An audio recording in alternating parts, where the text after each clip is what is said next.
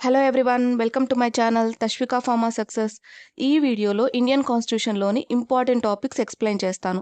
Every year general అవేర్నెస్లో Indian constitution గురించి compulsory ఒక క్వశ్చన్ ఇస్తున్నారు. ఈసారి ఆ క్వశ్చన్ని మిస్ అవ్వకుండా అటెంప్ట్ చేద్దాం. ఇందులో జస్ట్ 4-5 సింపుల్ టాపిక్స్తో ఇండియన్ కాన్స్టిట్యూషన్లోని మెయిన్ టాపిక్స్ కవర్ చేయొచ్చు. చాలా సింపుల్గా నేను మీకు ట్రిక్స్తో ఎక్స్ప్లెయిన్ చేయడానికి ట్రై చేస్తాను. వీడియో లాస్ట్ వరకు చూడండి. Let's start our video.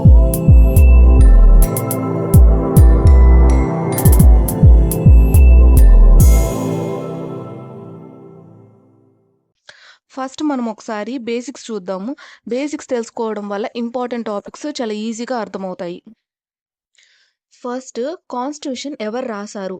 Constitution వచ్చి డ్రాఫ్టింగ్ కమిటీ అనే కమిటీ రాసింది. ఈ కమిటీ కాన్స్టిట్యూషన్ రాయడానికి ఎంత టైం తీసుకునింది అంటే time taken 2 years 11 months 18 days time అయితే తీసుకునింది కాన్స్టిట్యూషన్ రాయడానికి. Next, adopted on, constitution complete అయిపోయి అడాప్ట్ చేసుకున్న date 26th November 1949. Enacted on అంటే కేమ్ ఇంటూ ఫోర్స్ అనమాట. ఫోర్స్లోకి వచ్చిన డేట్ వచ్చి 26th January 1950. Father of constitution మనకందరికీ బాగా తెలుసు, డాక్టర్ బిఆర్ అంబేద్కర్ గారు.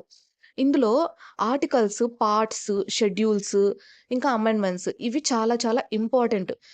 ఈ ఆర్టికల్స్, అమెండ్మెంట్స్, షెడ్యూల్స్, పార్ట్స్ నేర్చుకుంటే ఆల్మోస్ట్ మనం ఆర్ఆర్బి ఎగ్జామ్లో ఒక క్వశ్చన్ ఎక్స్పెక్ట్ చేయొచ్చు.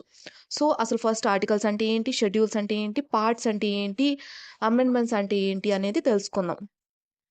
కాన్స్టిట్యూషన్లో ఫస్ట్ పార్ట్స్, ఆర్టికల్స్ డ్రాఫ్ట్ చేసుకున్నారు. పార్ట్స్ అంటే ఇండియాకి సంబంధించిన ఒక్కొక్క నిబంధనని ఒక్కొక్క పార్ట్ లాగా డివైడ్ చేసుకున్నారు. నిబంధన అంటే ఒక కండిషను లేదా రూలు, రెస్ట్రిక్షను. అదే కాన్స్టిట్యూషన్ టర్మ్స్లో అయితే ఒక ప్రొవిజన్ అంటారు. ఇండియాకి సంబంధించిన ఒక్కొక్క ప్రొవిజన్ని ఒక్కొక్క పార్ట్స్ లాగా డివైడ్ చేసుకున్నారు. అంటే ఒక బుక్లోని మెయిన్ చాప్టర్స్ లాగా. Next, articles. ఆర్టికల్స్ అంటే ఈ మెయిన్ చాప్టర్స్ అంటే పార్ట్స్ ఉన్నాయి కదా, వాటికి అడిషనల్ ఇన్ఫర్మేషన్ ప్రొవైడ్ చేసేదాన్ని ఆర్టికల్స్ అంటారు. ఒక ఎగ్జాంపుల్ చెప్పుకుందాం. ఫండమెంటల్ రైట్స్ అనేది ఒక పార్ట్. ఫండమెంటల్ రైట్స్లో right to equality, right to ask ఇవి ఉన్నాయి కదా, అవన్నీ ఆర్టికల్స్. ఇప్పుడు అర్థమైందా పార్ట్స్కి ఆర్టికల్స్కి డిఫరెన్స్? Next, schedules. షెడ్యూల్స్ అంటే లిస్ట్స్ అన్నమాట. List of states, list of official languages, అలాంటి లిస్ట్స్. ఒక బుక్లో అనెక్స్యూర్స్ ఉంటాయి కదా, అలాంటివే షెడ్యూల్స్ కాన్స్టిట్యూషన్లో. ఒక ఎగ్జాంపుల్ చెప్పుకుందాము. ఫస్ట్, ఆర్టికల్ నెంబర్ 343 చూస్తే అఫీషియల్ లాంగ్వేజెస్ గురించి ఉంటుంది ఆ ఆర్టికల్. ఆ ఆర్టికల్లోని లిస్ట్ ఆఫ్ లాంగ్వేజెస్ షెడ్యూల్స్లో ఉంటాయి. షెడ్యూల్ నెంబర్ 8లో ఆ లిస్ట్ అనేది ఇచ్చుంటారు. అమెండ్మెంట్స్. అమెండ్మెంట్స్ అంటే change or correction to the constitution. ప్రస్తుత కాలానికి తగ్గట్టుగా అంటే సొసైటీకి అవసరానికి తగ్గట్టుగా ఏదైనా మార్పులు చేర్పులు చెయ్యాలి కాన్స్టిట్యూషన్లో అంటే అవి అమెండ్మెంట్స్ లాగా చేంజ్ చేస్తారు. అంటే న్యూ లాస్ని యాడ్ చేయడం కానీ, ఓల్డ్ లాస్ని డిలీట్ చేయడం కానీ అమెండ్మెంట్స్లోనే చేస్తారు. ఇది ఎవరు చేస్తారు అంటే only the parliament of India can make. Lok Sabha, Rajya Sabha members ఉంటారు కదా, వాళ్ళు ఈ అమెండ్మెంట్స్ని, ఆ రూల్స్ని పాస్ చేస్తారు. ఇప్పుడు మనము షెడ్యూల్స్ గురించి తెలుసుకుందాము. షెడ్యూల్స్ని గుర్తుపెట్టుకోవడానికి ఉన్న ట్రిక్ వచ్చి tears of old PM. First schedule వచ్చి యూనియన్ టెరిటరీస్ అండ్ స్టేట్స్. ఇప్పుడు మనకి 8 యూనియన్ టెరిటరీస్, 25 స్టేట్స్ ఉన్నాయి కదా, వాటి నేమ్స్ లిస్ట్ వచ్చి ఈ ఫస్ట్ షెడ్యూల్లో ఉంటుంది. Next, second schedule emoluments and salaries. మన గవర్నమెంట్ అఫీషియల్స్ ఉన్నారు కదా, లైక్ గవర్నరు, ప్రెసిడెంట్, మినిస్టర్స్, వాళ్ళ శాలరీస్ ఒక లిస్ట్ వచ్చి సెకండ్ షెడ్యూల్లో ఉంటుంది. Next, third affirmation and oath అంటే ప్రమాణ స్వీకారాలు. అందరూ ఒకేలాగా ప్రమాణ స్వీకారం చేయరు కదా, ఒక్కొక్కరికి ఒక్కొక్కలాగా ఉంటుంది. వాటి లిస్ట్ వచ్చి థర్డ్ షెడ్యూల్లో ఉంటుంది. నెక్స్ట్, రాజ్యసభ సీట్స్ అంటే ఎన్ని సీట్స్ ఉన్నాయి, ఎన్ని సీట్స్ షెడ్యూల్డ్ క్యాస్ట్కి ఉన్నాయి అనే లిస్ట్ వచ్చి ఫోర్త్ షెడ్యూల్లో ఉంటుంది. Next, scheduled areas, tribal areas ఉంటాయి కదా, వాటి అడ్మినిస్ట్రేషన్ గురించి ఉన్న లిస్ట్ వచ్చి ఫిఫ్త్ షెడ్యూల్లో ఉంటుంది. Next, other areas. ఈ అదర్ ఏరియాస్ ఉన్న షెడ్యూల్ వచ్చి జస్ట్ 4 స్టేట్స్కి మాత్రమే ఉంటుంది. అస్సాము, మేఘాలయ, త్రిపుర, మిజోరాం ఒక అడ్మినిస్ట్రేషన్ లిస్ట్ వచ్చి 6th షెడ్యూల్లో ఉంటుంది. నెక్స్ట్, ఫెడరల్ స్ట్రక్చర్ లేదా ఫెడరల్ లిస్ట్ అని కూడా అంటారు. ఇదేంటంటే గవర్నమెంట్, స్టేట్ గవర్నమెంట్కి సెంట్రల్ గవర్నమెంట్కి ఉన్న పవర్స్ గురించి. అంటే స్టేట్ గవర్నమెంట్కి ఒకలాంటి పవర్స్ ఉంటాయి, సెంట్రల్ గవర్నమెంట్కి వేరేలాంటి పవర్స్ ఉంటాయి. వాటి గురించి తెలియజేసే లిస్ట్ వచ్చి ఈ ఫెడరల్ స్ట్రక్చర్లో ఉంటుంది. Next, official languages. అన్ని లాంగ్వేజెస్ యొక్క లిస్ట్ వచ్చి 8th షెడ్యూల్లో ప్రొవైడ్ చేశారు. Next 9th schedule land reforms.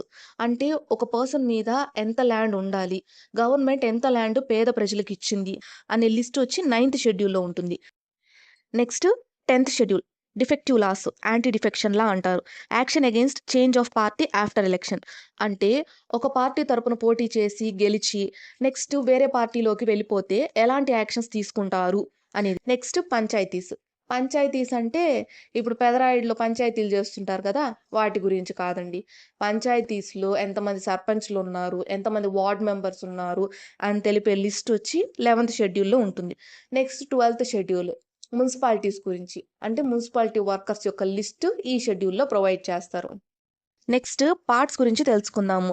ఇక్కడ ఇచ్చిన ట్రిక్స్తో పార్ట్స్ ఒకసారి చదివి చూడండి, ఈజీగా అర్థమవుతాయి. షెడ్యూల్స్లో చెప్పినవే ఉంటాయి.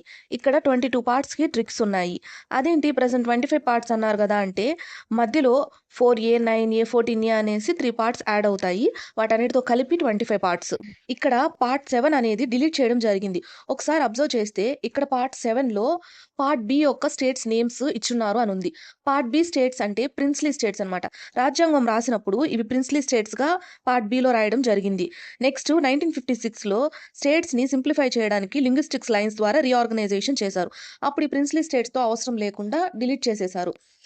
ప్రిన్స్లీ స్టేట్స్ అంటే ఇక్కడ మనకి ఒక్కొక్క రాష్ట్రాన్ని ఒక్కొక్క రాజు పాలించుంటారు కదా, ఆ రాజు యొక్క రాష్ట్రము అనేది రాసున్నారు. నెక్స్ట్ రీఆర్గనైజేషన్ చేసిన తర్వాత ఇప్పుడున్న పేర్లని యాడ్ చేశారు. నెక్స్ట్ అమెండ్మెంట్స్ అంటే లాస్ట్లో చేంజెస్ తీసుకురావడం. అలా చేంజెస్ తీసుకొచ్చిన లాస్ యొక్క లిస్టే ఇక్కడ ఇచ్చుండేది. ఈ లిస్ట్ ఒకసారి చదివినారంటే చాలా సింపుల్గా ఈజీగా అర్థమవుతుంది. మీకు ఇందులో కూడా ఏదైనా అర్థం కాలేదు అంటే ఒకసారి కామెంట్స్లో పిన్ చేయండి, నేను డీటెయిల్గా ఎక్స్ప్లెయిన్ చేస్తాను. వీడియో లెంగ్తీగా వస్తుంది, ప్లస్ మీకు ప్రతిదీ ఎక్స్ప్లెయిన్ చేయడం వల్ల మళ్ళీ రిపీటెడ్గా అవే టాపిక్స్ చెప్పడం వల్ల బోర్ కొడుతుంది అన్న ఒక్క ఉద్దేశంతోనే వీడియోస్లో ఈ పాయింట్స్ స్కిప్ చేస్తున్నాను. మీకు ఏదైనా అర్థం కాకపోతే ప్లీజ్ కమెంట్స్లో పిన్ చేయండి. I hope you'll understand this. Next important topic వచ్చి parliament of India. Parliament of ఇండియాలో లోక్సభ, రాజ్యసభ గురించి తెలుసుకొని జస్ట్ వాటి మధ్యలో ఉన్న కీ డిఫరెన్సెస్ తెలుసుకుంటే చాలు. లోక్సభని హౌస్ ఆఫ్ ది పీపుల్ అంటారు, రాజ్యసభని కౌన్సిల్ ఆఫ్ స్టేట్స్ అంటారు. ఎందుకంటే లోక్సభ మెంబర్స్ని ప్రజలు డైరెక్ట్గా ఓట్లేసి ఎలక్షన్స్ ద్వారా ఎన్నుకుంటారు. అదే రాజ్యసభ మెంబర్స్ని ఈ లోక్సభ మెంబర్స్ అందరూ కలిసి డిసైడ్ చేసుకుంటారు ఇండైరెక్ట్గా. నెక్స్ట్ లోక్సభలో మ్యాక్సిమం స్ట్రెంగ్త్ ఆఫ్ సీట్స్ వచ్చి 552, రాజ్యసభలో 250 మ్యాక్సిమం స్ట్రెంగ్త్. లోక్సభకి హెడ్ వచ్చి స్పీకరు, రాజ్యసభకి హెడ్ వచ్చి chairman. Next Lok Sabha lower house అంటారు కానీ మోర్ పవర్స్ ఉంటాయి. అదే రాజ్యసభ పర్మనెంట్ బాడీ అంటారు కానీ లిమిటెడ్ పవర్సే ఉంటాయి. It can be dissolved. Lok Sabha అనేది డిజాల్వ్ అయిపోతుంది, ఎప్పుడు 5 years తర్వాత డిజాల్వ్ అవుతుంది. అదే రాజ్యసభ కెనాట్ బి డిజాల్వ్డ్, అందుకే దీన్ని పర్మనెంట్ బాడీ అని కూడా అంటారు. ఇది 6 years ఉంటుంది. ఈ కీ డిఫరెన్స్ని మనకి 2019 RRB క్వశ్చన్ పేపర్లో ఇచ్చున్నారు, ఒకసారి చూడండి. ఈ ఇన్ఫర్మేషన్ మీకు ఉపయోగపడుతుందని అనుకుంటున్నాను. Thank you for watching. ఈ టాపిక్ మీద MCQs నేను నెక్స్ట్ వీడియోలో అప్లోడ్ చేస్తున్నాను. ప్లీజ్ ఆ వీడియో కూడా ఒకసారి చెక్ చేయండి, ఎలాంటి క్వశ్చన్స్ వస్తున్నాయి అనేది అర్థమవుతుంది. Once again thank you for watching.